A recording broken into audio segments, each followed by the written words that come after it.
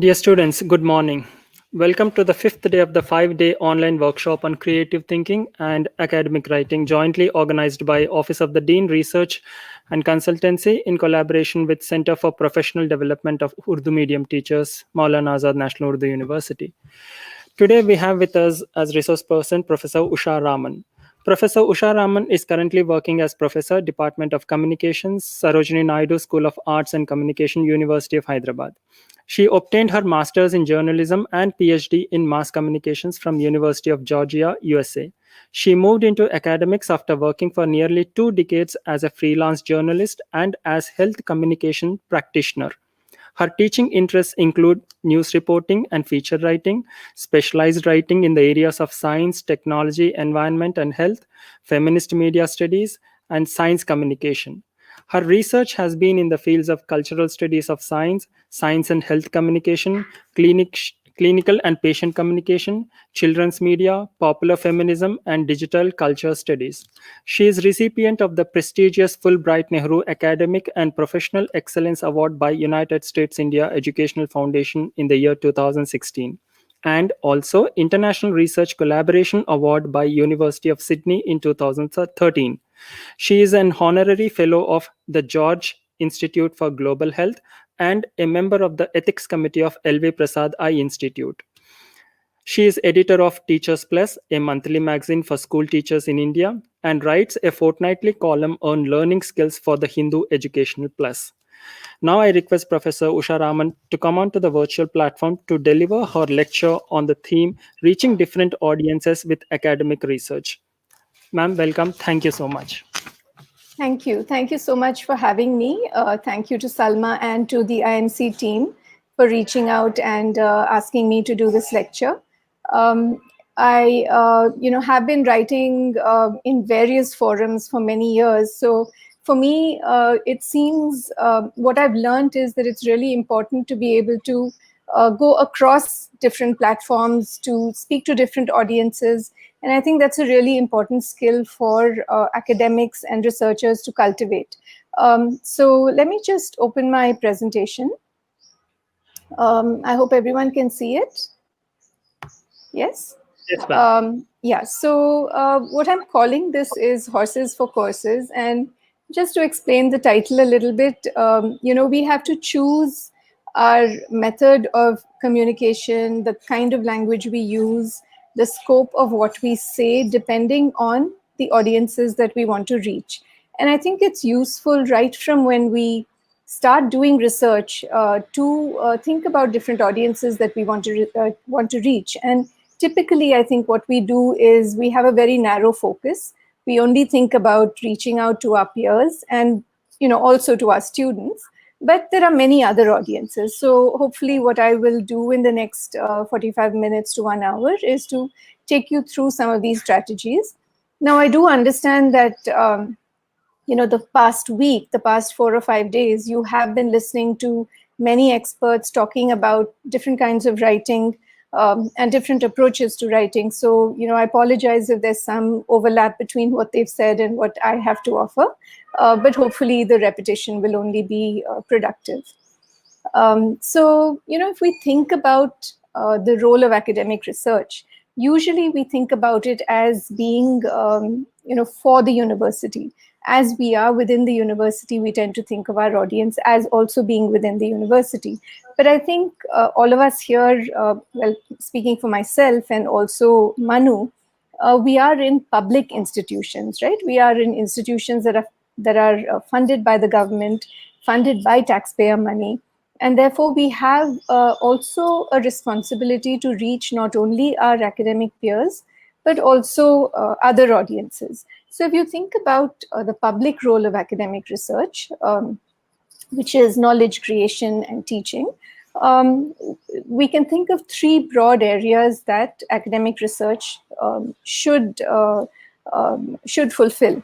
So the first, of course, is creating knowledge products. And, we write scholarly papers, we make conference presentations. If you're in a scientific or an engineering field, you also file patents. So these are all our typical outputs of academic work.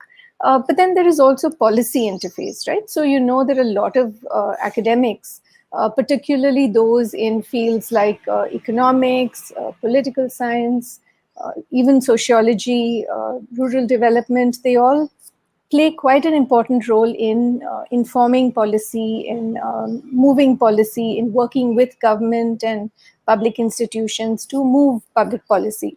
So in this regard, we may write policy briefs, we may help in advocacy. So that's one other area of academic communication. And then there is the third, and I think this is where we mostly fail. As academics, we don't think about our role as public intellectuals, as our, one of our duties being to inform the public about what we do.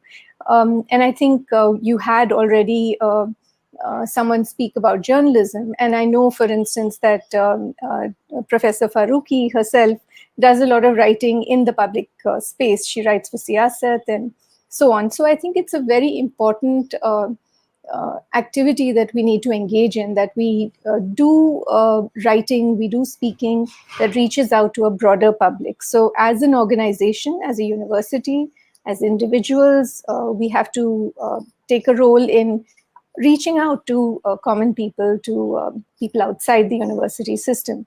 And I think this is probably one area that, not many of us actively engage with, and there are many reasons for that. Which I will touch upon. So why do academics need to be storytellers? Why should we talk about our research? Why should we be, what we do is, of course, important within our fields. So why should we worry about, how the larger public receives it? I think there are many reasons, some of which I've put down here.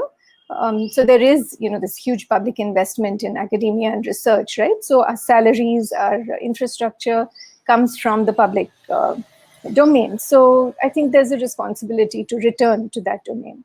The broader goals of research are ultimately to create a better world. So if we think about what we do as being useful to society, we need to also make an effort to reach that society. Writing across the academic divide also will create opportunities for dialogue between other professionals. So beyond just the academic space that you inhabit, you might create opportunities for transdisciplinary, interdisciplinary work, and ultimately you're building a more informed and critical public. And of course, this last goal that I put down there is very important. It's important to write for different audiences because it does also help your career. Now, the way our academic reward structure is built, very often there's not much real reward in terms of API, for instance, for writing for popular audiences. But I think there's a larger reward because as your visibility as a communicator increases, I think that also brings other kinds of opportunities, which ultimately may feed into your API. So it can't hurt. So what I've got here in the other box are things that we tend to raise as objections. So why should I bother, right? As long as I do good research, why is it important for me to write about it for ordinary people? And you might say ordinary people won't understand what I do in the lab or what I do in my in my own field. It's too complicated and specialized. And of course, finally, it's more important for me to be doing my work than to be talking about it. So there are all these objections, but I think they could very easily be shot down because the public is not unintelligent. And many people really want to know what is going on inside the ivory tower. So there is a willingness to work to understand that. And there's a large audience, right? Lots of people who are interested in concepts, in science, in history, and not just as they don't just have a trivial curiosity. They actually are very interested. And if you look at the kind of increasing audience for long form journalism, for instance, or for academic podcasts, which I will come to in a minute, you find that there is an audience out there. So when there's an audience, there's also a need then for good content developers and academic content developers. So, I think the divide that I'm referring to here in this slide is the divide between the academic community and the general public. And that divide is spanned to some extent by journalism.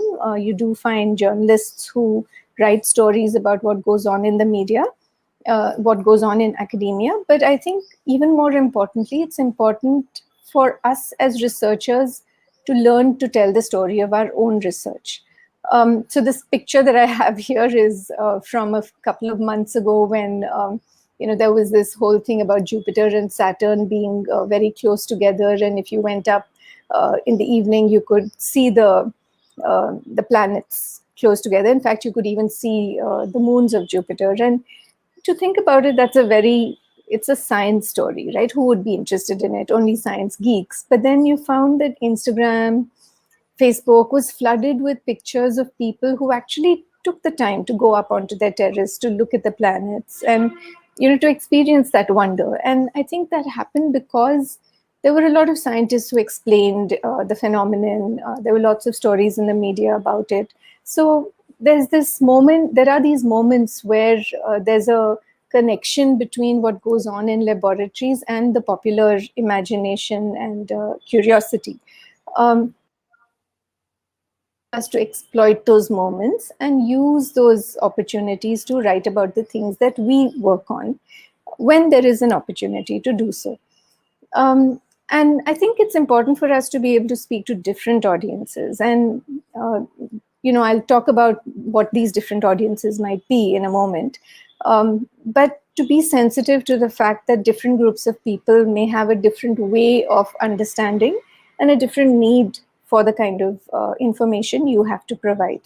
And what it takes is for us to be aware of the popular imagination, what is going on in the world, how does our work relate to what is going on in the world, how can we tell a story at this point in time that showcases not only what we do, but also links it to important concerns in the world. So if you think about people who study history, right? Now, we always think about history as being this thing that is in the past, but we know, especially we know in a place like India, that history is always present.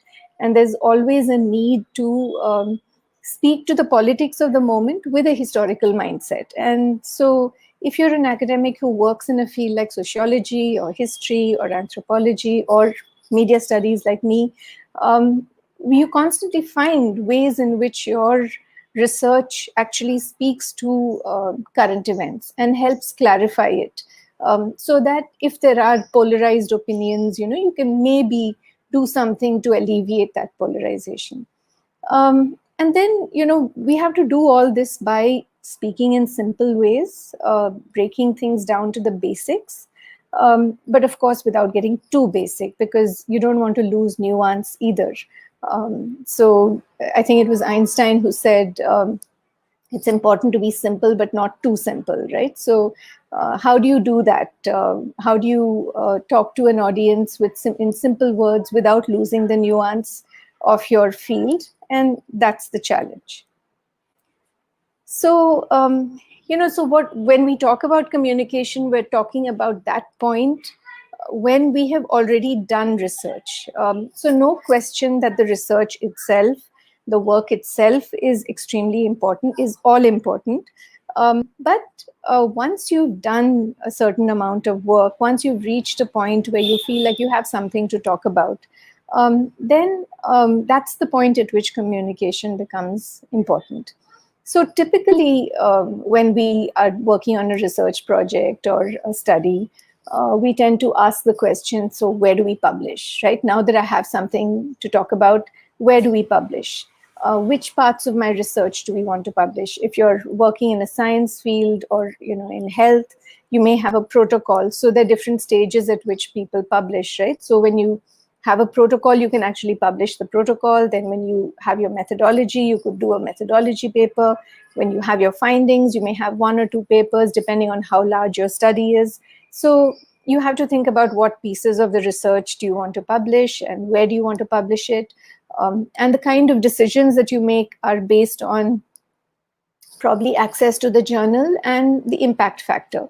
Now, these days, that impact factor is extremely important, and our points again depend on how high an impact factor a particular journal has, and there's a whole politics around that, and I don't want to speak about that right now.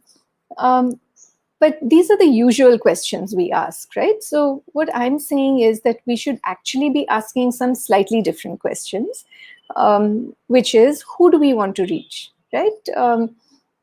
Do we want to reach people within our subfield? Do we want to reach people within the broader discipline? Do we want to reach people who work on transdisciplinary or interdisciplinary projects? Do we want to reach policymakers? So there are multiple audiences. The moment you say, who do we want to reach? You realize that there are multiple people that you might want to reach. What do we want them to do with the information? Do we want them do we just want to add to the knowledge base in the discipline and hope that someone else will take this up and take it further? Do we want to, build a case for collaboration? Do we want to influence policy? Do we want to educate people in a particular way? So what is it that we want to do with it? And what's the best way to reach them? So an academic publication may not always be the best way to reach a particular audience. So once you have these questions answered, in a way, the third question, the last question on this page, becomes almost, it answers itself almost naturally. So what we need to do is, we've already got research aims. When you do your research, obviously one of the things you start with is having the aims and objectives of your research. But now we have to think about communication objectives. So here we have this wonderful piece of research we've done, spent years or months doing it. And now we have to think about, how do we turn this into a communication output? Because after all, a research paper is not just about something that is going to go into a journal and get stuck in a library. We want people to read it. We want people to do something with it. So the questions then we have to ask ourselves are, what do we want to say? What is it that you actually want to say? What do we have to say? You want to say something, but do you actually have everything that you want to say in your arsenal? What do you want to achieve? So as I said in the earlier slide, what do you want to achieve by saying it? How would this goal be achieved? When do you think this goal would be achieved? So what would be your markers? You get published in Economic and Political Weekly, let's say. If you want to publish in a journal like EPW, typically it would mean you want to reach policymakers, you want to reach a wider social science public, you want to reach people who are in decision-making spaces in government. And if they read it, and if you get some response from those audiences, you could say that your goal is achieved. So you have to think for yourself what those goals are, right? And how will you measure them? Do you measure it by getting cited in subsequent publications? Do you measure it by someone writing to you and saying, I saw this article, really interesting, we'd like to invite you to talk more about it? So, each of us may have different goals, but I think it's important to just ask ourselves what these goals are.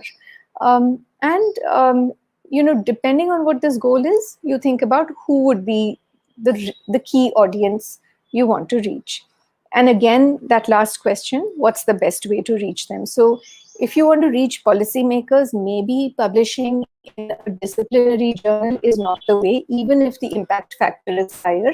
A better way may be to write an op-ed in the Hindu, or to write a piece in EPW Engage. So I think at this point, we have to actually step away from that whole API mindset and impact factor mindset, and instead think about what are the actual goals of our communication.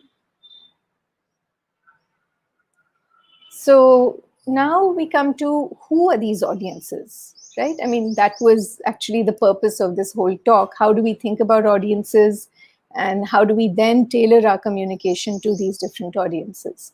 I hope I'm making sense so far and everybody's with me. So our audiences, how do we break down this idea of audience? We have to think about who would be interested in our work, right? which disciplines would be interested, which groups out there in the public would be interested. So one measure of an audience, scoping out your audience would be interest. The second is who can benefit from our work, both directly and indirectly. And we might think that, okay, usually we think about benefit in terms of disciplinary value. So if something we're doing has conceptual value for our discipline, we assume that everybody in the discipline will benefit from it. Now, that's a very abstract, big kind of goal, but I think it helps to think about it in more specific terms. Would it mostly be young emerging scholars who would benefit? Would it be teachers who would benefit? Would it be people in the applied area who would benefit? So who are these people who would benefit? And a third way to think about audiences is stakeholders. So who are the stakeholders in your research? Now in public health, which is one field that I very often engage with, we think about stakeholders at multiple levels, right? So if you're thinking about a new kind of intervention to let's say tackle mental health issues among young people, now who are all the stakeholders in this? So you think about counselors, you think about primary health services, you think about families, you think about the young people themselves who are impacted. And then you also think about your peer community, right? Other researchers like yourself, policymakers in government. These are all people who are not just audiences, but they also have a stake in your research. So the moment you start thinking about your audiences as stakeholders, you start thinking about your communication a little bit differently. You start thinking about it a little more strategically, because you want people to be able to read what you write and do something with it. So if we have to think about audiences, one reason to do to map out your audiences is to then figure out what would be the purpose of your communication. So now I know that it seems like I'm getting into a lot of detail about audiences, but as you keep doing this, you find that it becomes almost second nature to the way you start writing or to the way you start speaking to people. So for instance, if I'm talking, just yesterday I had a talk at Padmavati Vishwavidyalaya, and there they were talking about interdisciplinary communication and talking to audiences across disciplines. And so then I had to really think about what are the barriers to interdisciplinary communication, and I had to tailor my talk to that concern. Whereas here, I'm not so sure. I'm assuming that all of you are emerging scholars, young people who are, in early stages of your research, and therefore, the way I talk about this may be received slightly differently. So I think it's really important, to develop a way of communicating, a way of writing that is very sensitive to the people you are writing for. And you can only be sensitive to the people you are writing for if you have a good idea of who these people are. So this is why we need to think about audiences and then think about the purpose that we want to link to that audience. So the points that I have up here on this slide, the first thing you ask is, what does each group of audience, each audience group need or want from your research, and what can you give them? So if we think about other researchers, if you're talking to fellow sociologists, fellow chemistry researchers, clearly what they're interested in is the core of your research and your method. So there are papers, there are journals, for instance, that are not that interested in results. They're more interested in methodologies, because methodologies help other researchers replicate your work. So you have to think about, if you're speaking to a peer group, what is it that they would be interested in, and to what extent do you have to explain or not explain things to them? Another group of people whom you might be writing for would be funding organizations, and funding organizations usually want to know what's the return on their investment. What did you do? How did you do it? Was it efficient? Did it achieve the agenda that they have? So when I'm doing a funded project, let's say with UNICEF or UNESCO, I would write it up very differently from the way I would write it up for a research journal. So UNICEF and UNESCO, let's say UNICEF is much more interested in, one, is this scalable? Can it be applied in other contexts? Does it actually address the Millennium Development Goals or the Sustainable Development Goals today, or those aspects of the SDGs that they are interested in? So I would then target my writing to fulfill those kinds of questions. If I'm writing to policymakers, they're also interested in your results. Now, if you see, all of these groups are interested in your results, but they're interested in the results for different reasons. So the way you write your results will speak to those reasons or to those purposes. So policymakers are interested in your results, but they are interested in what it means for the agenda of the nation or of, a larger geopolitical system.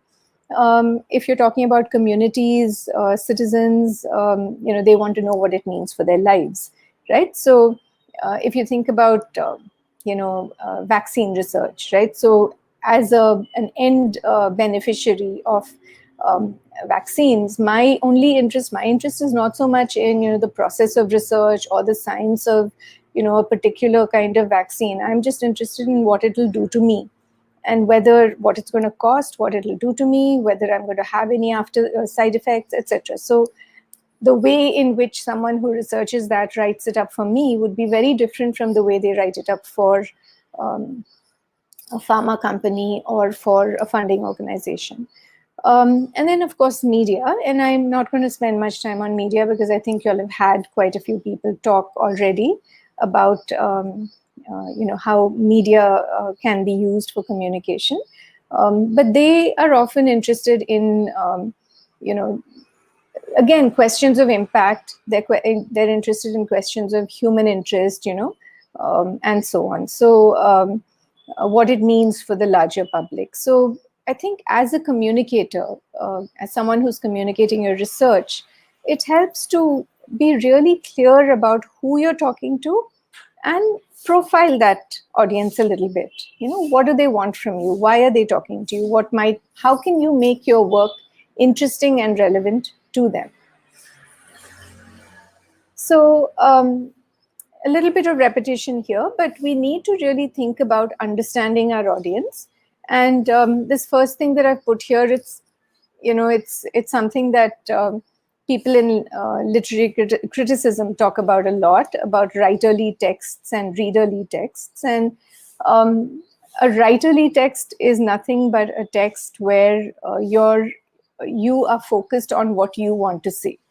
And the construction of the text, the way you express what you're expressing is very much drawn from what you want to say. So you can think about literature, for instance, right, or poetry. It's all about self-expression. You're not really thinking about how people will read it. Whereas a readerly text is all about putting yourself in the position of the reader. So how is the reader going to receive what you write? So you're writing almost from a slight distance, right? So this is what you want to say, but you also have to be sensitive to how people are going to read it. So as a professional communicator, as somebody who wants someone to read and do something with your text, you have to really move to the position of understanding your audience. So we have to understand audience needs, their orientation and background. How receptive are they to the message? So how do you have to write it if you need to address some barriers? Are there any barriers? How do they access the message? Are they people who understand the language very well, or do you have to account for, some language barriers? Do you need to put in visuals? So really thinking about the message in relation to how people are going to receive that message. And that then will help you decide what is the scope of your communication going to be, how complex should it be, how much detail do you need to give. These days there's this phrase everybody uses, right? TMI, too much information. And there are cases where you may be giving too much information. So you need to think about what's the optimum level of detail you need to give for a particular audience. What's the appropriate tone, style, level of language? There's this very interesting website it's called 10 words in science, where they challenge people to write about a concept using a vocabulary of no more than 1,000 words. So, and the challenge is that, almost anything can be explained at a basic level using just this vocabulary of 1,000 words. So I think it's important for us to challenge ourselves like that, right? So not to use jargon, to write in a way that, let's say, a 10th class student will be able to easily understand. And think about what's the best way to reach the largest number of the particular audience you want to reach. So the first set of questions, understanding your audience, allows you to decide on the second set of responses. And I think this is something we need to do. It needs to become second nature to us. The moment we decide we have to put out a communication, to think about these questions, who are we writing for? Who do we want to reach? What do we want them to do with it? And then fashion our communication accordingly. So these days, actually, there's lots of different ways in which academics can reach multiple audiences. And some of them depend, of course, on other people requesting you to write. But there's also a lot of kinds of communication that only require your own motivation, your own willingness to do a little bit of extra work and put it out there. So there are lots of popular magazines and popular media outlets that actually request articles from researchers, from academics. So you'll see in the Wire Science, for instance, you very often have people writing, kind of semi-popular pieces. I would say the EPW Vantage, EPW Engage is like that also, where you can write quick commentaries, that are midway between a peer-reviewed and a popular article. So you have these kinds of contributed features. You might also write policy briefs, right? So if you are part of, a larger movement, now let's say, for instance, one of the things that I used to be involved with was the International Agency for Prevention of Blindness. And as an advocacy organization, we depended on people like health economists, health policy analysts to write up very short policy briefs. So if we want to take to the Ministry of Health a proposal to, let's say, include a dark room in every public health center, that request had to be backed up by research and evidence. So that kind of writing that combines research and evidence to make an argument is usually what is called a policy brief, because it attempts to influence policymakers. So academics very often have to write these policy briefs. A lot of universities these days have a public-facing blog where they request academics within the system to write about their own research. And I think this is not very popular in India yet, but if you look at, let's say, the websites of universities like Harvard, Oxford, many universities will have London School of Economics. They have, a channel, a blog channel where a lot of their own researchers contribute these kinds of semi-popular articles. Of course, many of us are invited to give general lectures that relate to our topic. Also there is a possibility of doing exhibits and installations. So lots of different ways in which we can get creative with academic communication. And I think, in India, we are not yet doing enough of that. So I just wanted to show you some examples. And let me see, wait. Sorry. Can I ask for the, okay, so let me just go to, so can you all see this, see what I've put on the screen? Yes, ma'am. So yeah. So I just wanted to show you all some different examples of um, academic communication, but that uses a different approach. So this is one, it's called Public Books 101, which is an initiative of the New York Public Library. But what they do in this series is they take a theme and then they invite academics to talk about it. So the first season of the Public Books 101 podcast series was about the internet. The second one is about the novel, the one that is currently going on. And what they do is they've got, usually in each episode, they have two academics talking either to each other or to the host about their work in a way that appeals, I think they appeal both to the academic audience as well as to the general public. And I think universities can get into doing this kind of thing, right? So as an academic, you can put out a regular series, let's say, that talks about your work. There's another excellent podcast series called the History of India podcast. It's done by a historian who is now with Azim Premji University, and it's an excellent podcast that very well researched. And all he does is he takes a mic and he talks about a particular topic. So I think this is a great way to develop your skills as a public communicator and and reach different kinds of audiences. Another platform for public communication is, of course, YouTube. And we have a colleague in communication who has his own YouTube channel, and he's been putting out these short lectures on methodology, on various research tools, etc. I'll show you another one. This is a project that I'm involved with, which there was no requirement to do a blog. A blog or a website, but we felt that as a research collective, we wanted to reach multiple audiences, and so we created the website. And as part of the website, we have a blog which we post on, every week.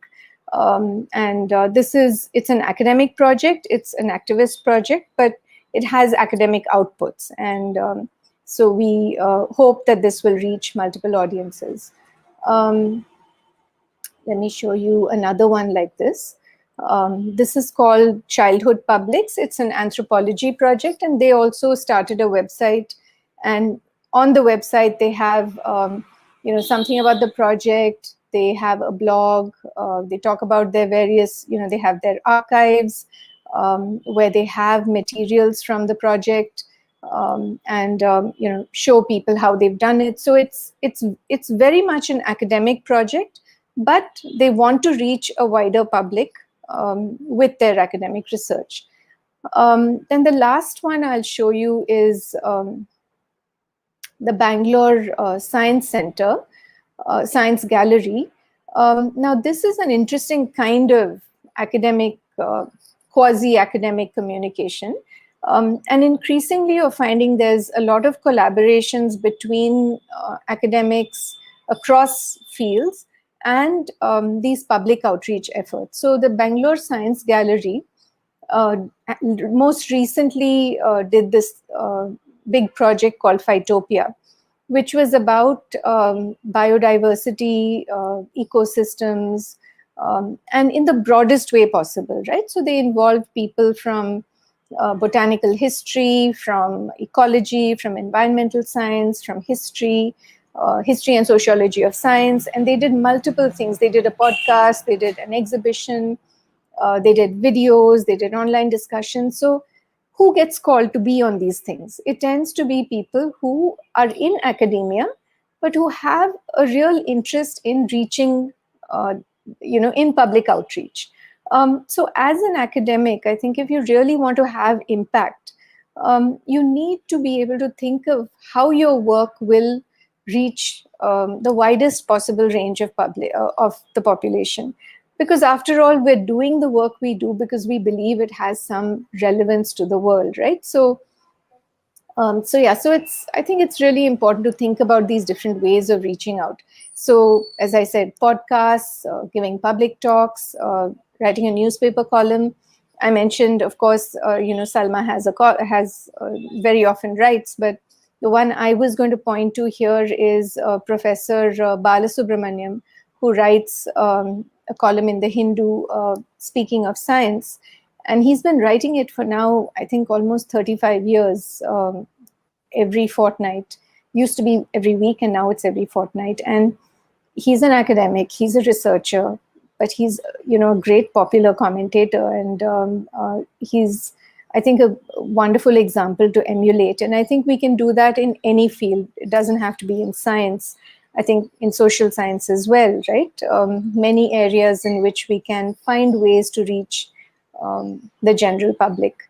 I showed you the two websites from which are research outputs, and social media.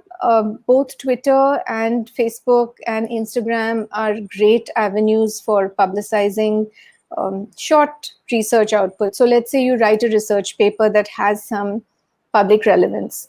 You also tweet about it, point to the article. Maybe you create a short explanatory video that you can post on Instagram. So Eric Topol, he's a medical researcher, he's a doctor. He has a very popular Twitter feed. He also runs a podcast called Medicine and the Machine, where he talks about artificial intelligence and its impact on health, the health system. But I think people like him are successful because they use multiple media. They use social media, they use, of course, they have very rigorous peer-reviewed research. They also write in the public domain, and they give public talks. They go talk in schools. So I think we need to become multifaceted communicators as researchers. So yeah, so lots of different ways in which one can position academic work. So I think, I just wanted to set this as a challenge to you all. We don't have to do it now, but I'd like you to think about it. If you had to talk to to people completely outside your field about your research, how would you talk about it? If you had to explain to your 80-year-old grandmother, let's say, or to an academic from a completely different field. So let's say you study economics and you have to explain, this really, I don't know, you have to explain something about behavioral economics to someone who is in life sciences. How will you talk to them about it? Or, you have a 10-year-old niece visiting who is really keen on understanding what her uncle or aunt is doing.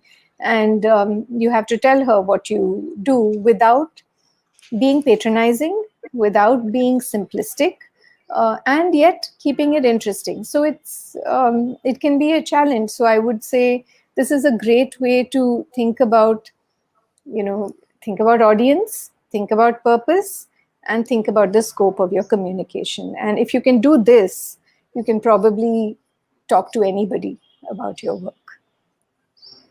So this is just something that I'd like you to think about and do for yourselves. Yeah, so basically, and I will end with this, and if there is time or if the format allows for questions, I'm happy to take questions. Basically, we need to avoid jargon when you're talking to audiences outside your field. If you have to use jargon, always explain it, use analogies, use comparisons.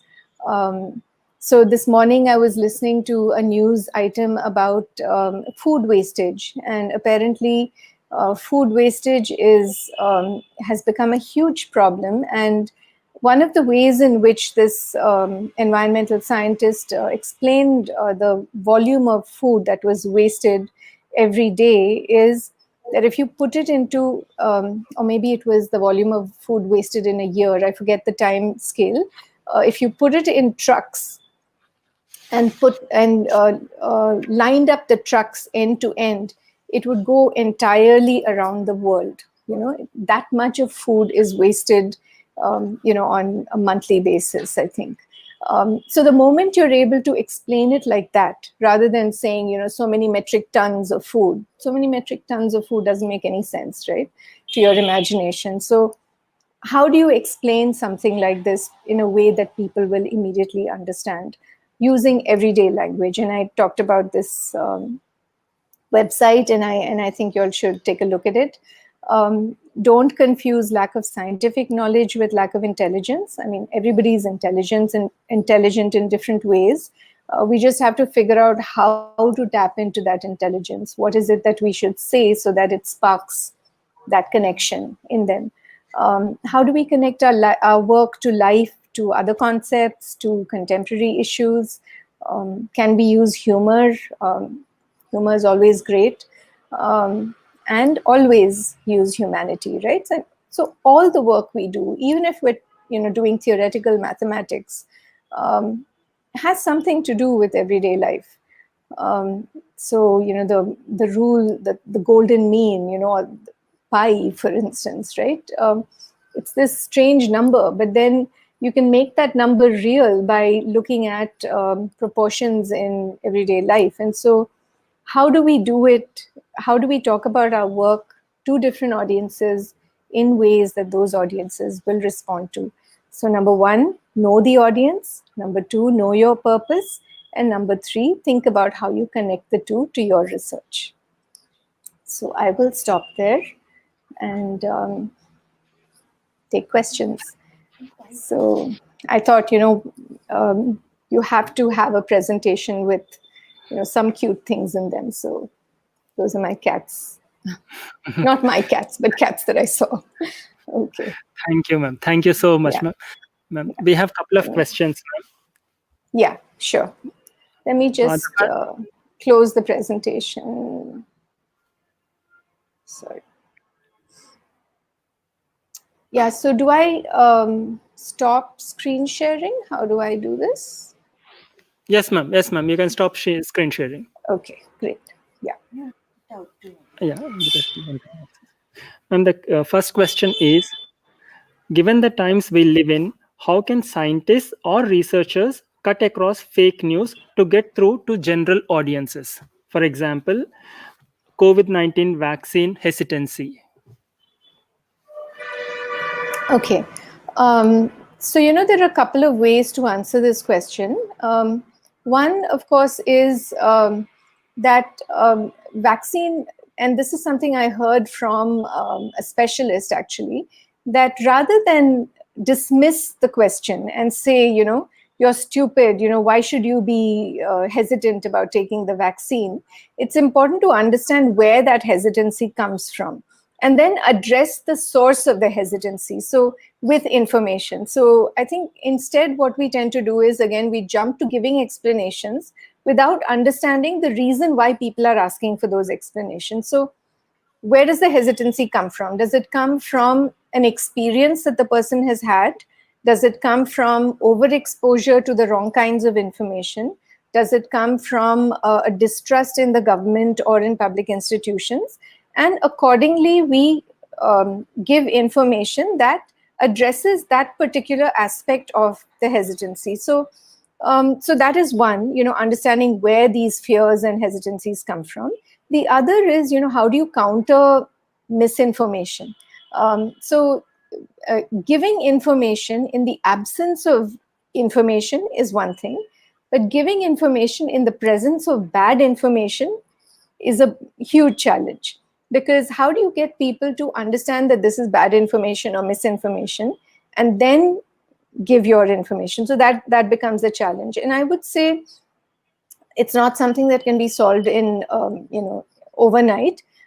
It's something that requires us to work at the ground level with communities, and again, starting with the idea that we don't dismiss what they know, but try and figure out why they think the way they think and then address it that way. So I think these days the way is to look at your own circle of influence. So one circle of influence we have is our WhatsApp family groups, right, where a lot of this misinformation happens. So every time you see something that is being circulated that is wrong, those of us who know that it is wrong, I think, have a responsibility, one, to point out that it is wrong without attacking the person who is purveying that information, and correcting it with the right information. And this can only happen with, iterations. So it can't happen overnight. Thank you. The second question we have is, most Indian academicians are far away from basic ethos of academics. Can you explain its impact on society in modern era? Sorry, could you just repeat that question? Most Indian journalists are Indian far away. are far. Journalists, is it? There are two questions, ma'am, by the same Yeah. person. The first question may be the academics that you missed it. Most Indian journalists are far away from basic ethos of journalism. Can you explain its impact on society in modern era?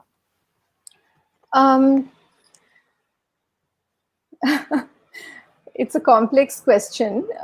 So journalists, are a product of our times, right? So I wouldn't single out journalists specifically, because I think what has happened is that we're all existing at two levels. One is that we have these aspirations to be good professionals, to do something for the world, etc.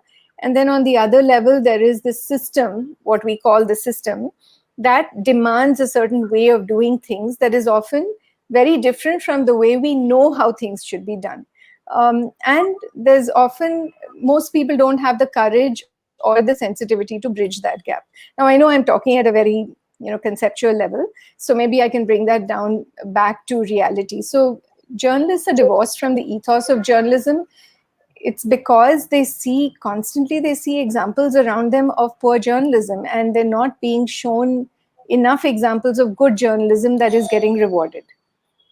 So that's one problem. And I think the responsibility, of course, rests a lot with the educational establishment to constantly try and correct that balance, right? So as teachers of journalism, I think it's up to us to constantly point to good examples and to point to the value of following those good examples. Now, even after having said that, I know many of my own students, for instance, will say, in class, we often talked about ethics. We talked about, the fact that this is how we have to do a story. But then when we go out there into the real world, editors demand that we do journalism a different way.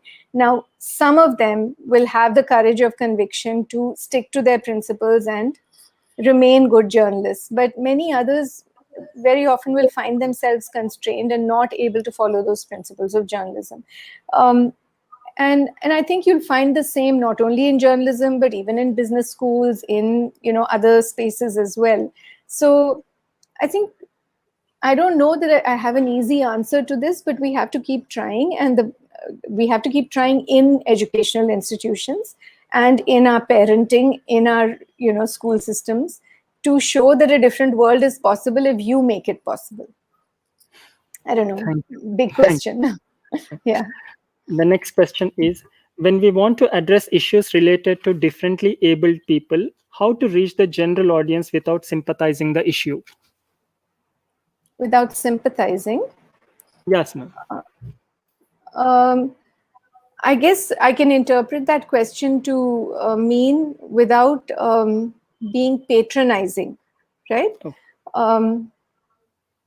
Now, as if we're talking about communication, I think it's important. Now, I talked about mapping out our audiences, right? And typically when we map out our audiences, we tend to map them out from a personal bias, from a position of knowing what we know. And very often that is an ableist position, right? So if we, are able-bodied, we don't have any sensory disability, we tend to not recognize that these disabilities exist. So again, I think it comes back to developing individuals within educational institutions who recognize that the world is more diverse than they themselves may know. So in terms of disability, I think it's important for us to, as educators and as media professionals, to consciously find voices that can showcase people with disabilities as individuals, not just as representatives of the community of disability, right? So very often you'll have tokenism by the media. So if you're talking about some new development in the city and you want to include a person with a disability as a voice in that, why don't you include them also as a voice in larger things? Why should it only be in relation to issues related to disability? So I think in terms of media representation, we have a long way to go in bringing more voices and normalizing them within society. And once we do that, and I think audiences will start recognizing that a person who has a visual impairment is still a person first. So there is this whole person first vocabulary, right, that we are supposed to use. And so it's not just people first vocabulary, it's also people first thinking. So the moment you look at people like that as, okay, here's a person, and okay, this person has a particular need and I need to address that need, but it's not going to be done with from a position of sympathy, as the questioner put it, but it's going to be done from a position of understanding. And I think there's a big difference between the two. Thank you, ma'am. The next question, uh, one second. How to maintain balance between reaching target audience and diverse audience as a beginner? Okay. Yeah, so I think it depends on what you want to achieve at a particular point in time. So there are issues where it is more important to reach numbers. Now let's think about, something like the news that vaccines are going to be available to the 60 plus population from March 1st. So the first big message is that everybody in this age group needs to know. But then within that, there are certain subgroups, right? So people with who are below 45 but who have comorbidities, let's say, or who are above 60 but have conditions which preclude them from taking the vaccine. So those might be target groups to whom a different kind of communication needs to be addressed. So I think we need to have a nested approach to communication. So you first think about what is it that you need to do and maybe put it along a time scale. So say, okay, first we need to achieve widespread understanding of something. Once we have that, we then create more nuanced messages that will target particular populations. So that's one way to do it. Another way is to think about whether it is at all important to reach large audiences and whether it's more important to reach only targeted audiences. So by targeting, you don't necessarily have to ignore diversity, because your target population may itself have may include diverse groups, right? So then you have to think about different kinds of messaging for different groups within that target. So if you say we want to reach the rural population of India, now the rural population of India is not one homogeneous mass. It's differentiated by gender, by income, by occupation, by caste, religion, multiple things. So we have to think about whether our messaging is going to be understood differently by these different groups. And if so, we have no shortcuts. You do have to target your message to those different groups differently. But then there will also be messages that everybody understands in the same way. So it depends on the message. It depends on how you want them to understand it. And then you make those calls. Thank you, ma'am. Last couple of questions, ma'am. When we are reaching different audiences, does it become necessary to convince every reader in audience by our writings? It's impossible to convince everybody. So one of the problems is that we end up only convincing the already convinced. And we talk about preaching to the converted, right? So I think that's a big issue that we need to recognize. And so that's one thing. The other is that we cannot convince everybody. So again, we have to take a targeted or a nuanced approach. We have to think about depending on what we want to achieve, we have to think about which group is most likely to come over to your side for a persuasive message, and who will have the largest impact on maybe convincing other groups. So you think about something like eye donation. I mean, and my examples are coming from health because that's what I know best. So with eye donation, we realized that there was hesitancy because of certain religious beliefs that were actually not, those beliefs were not actually borne out by um, religious teachings. So instead of putting out a message that said, directly told people that donating your eyes does not contravene the principles of XYZ religion, what we did at LV Prasad was to bring in religious leaders and have them talk to different groups. So first have a conversation with them, talk to them about the position, about the need for eye donation, and then have them transmit the message. So these days we talk about influencers, right? So who can you influence as a professional who will then become the influencer for larger groups? So I think you have to start with the assumption that you're not going to be able to convert everybody to a particular point of view. So whom can you convert who will be the most advantageous to the position that you ultimately want to reach? Thank you, ma'am. The last question. Social media is also one way of reaching out to different audiences. In this context, what is the use and impact of social media on academic performance? There is a continuity in the question, ma'am. How can we strengthen the academic usage of the social media? Both the questions are by same student. I mean, there's no doubt that social media has, yeah. Should I go ahead? Yeah, ma'am. Yeah. So there's no doubt that social media has huge, let's say, advantages to academics, but it also has huge disadvantages. And it depends on how you're looking at it. So I think as an information channel, I know a lot of researchers these days who get tips to important articles that are out, ideas about research that people are doing, links to articles that they may otherwise not have got, entirely because of their presence on social media. So in terms of access to academic information, in terms of direct access to people in academia, so if you're on Twitter and you follow, different scholars, you actually, it's like you have direct access to them, right? So even if they don't accept direct messaging, if you tweet on their timeline, on their Twitter feed, it's possible that they will respond to you. So even a young scholar in India can have access to somebody at Harvard or at Oxford or at IIT through social media. So in terms of access to people in academia and therefore ideas in academia, I think social media is really a rich resource.